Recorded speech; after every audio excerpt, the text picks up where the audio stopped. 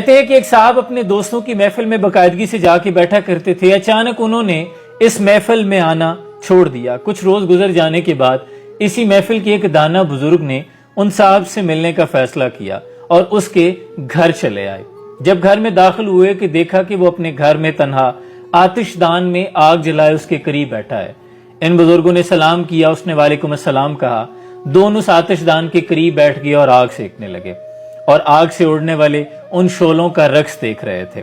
اچانک اس دانا بزرگ نے ایک چمکتے ہوئے کوئلے کو دیکھا جو سب سے زیادہ دہک رہا تھا.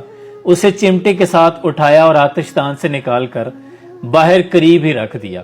اب کچھ ہی دیر کے بعد وہ جو دہک رہا تھا, وہ جو چمک رہا تھا کوئلہ, وہ صرف ایک سیاہ مردہ ٹکڑے کی مانند پڑا تھا. اس میں کوئی حرارت باقی نہ رہی. ابھی تک ان کے مابین کوئی زیادہ گفت و شنید نہیں ہوئی تھی, لیکن مہمان اور میزبان دونوں ایک دوسرے کو بغور مطالعہ کر رہے تھے. اب کچھ ہی دیر کے بعد ان بزرگوں نے وہ جو کوئلہ بالکل ٹھنڈا ہو چکا تھا اسے اٹھایا اور دوبارہ آتش دان میں رکھ دیا. اب جیسے ہی رکھا اسے دوسرے کوئلوں سے حرارت ملی. کچھ ہی دیر کے بعد ان کی حدت سے وہ دوبارہ دہکنے لگا. اسی کے ساتھ ان بزرگوں نے اجازت چاہی.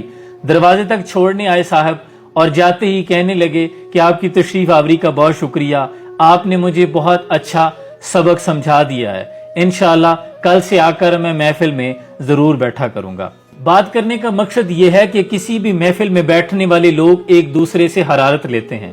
جو بھی دوست آپس میں بیٹھتے ہیں یا لوگ مل جل کے بیٹھتے ہیں, رشتہ دار بیٹھتے ہیں, تمام لوگ ایک دوسرے کے ساتھ اپنا غم غلط کرتے ہیں, بوجھ ہلکا کرتے ہیں. ایک دوسرے کی جب خوشی اور غم کو سانجھا کرتے ہیں تو اس سے زندگی میں حرارت رہتی ہے. بزرگ کہندے نے کہ پتر زندگی دے وچ اینے غم تے مصیبتاں بندے دے نال جڑیاں نے کہ اگر تسی کلیاں بیٹھ کے انہاں نوں سوچنا شروع کر دو تے شام تو پہلا دم دے جاؤ گے. لہٰذا ضروری ہے کہ انہوں حادثے میں خول نہ ٹالو. بڑے دل کے ساتھ دوسروں کے ساتھ سکھ دکھ کو سانجھا کیا کرو, کیونکہ آپ مصنوعی نہیں, آپ اصلی پھول ہیں جنہوں نے اپنے سے پہلے آنے والے پھولوں کی طرح شام ہوتے ہی مرجھا جانا ہے اور ٹہنی سے جھڑ جانا ہے. اس لیے جو زندگی آپ کے پاس ہے, اس دن کی جو مہلت آپ کو ملی ہوئی ہے, اس میں ہوا کے ساتھ جھومیں, جھرنوں کے ساتھ گنگنائیں, بادلوں کے ساتھ باتیں کریں. اس زندگی کو جئیں کیونکہ شام ہونے والی ہے اور آپ اصلی پھول ہیں.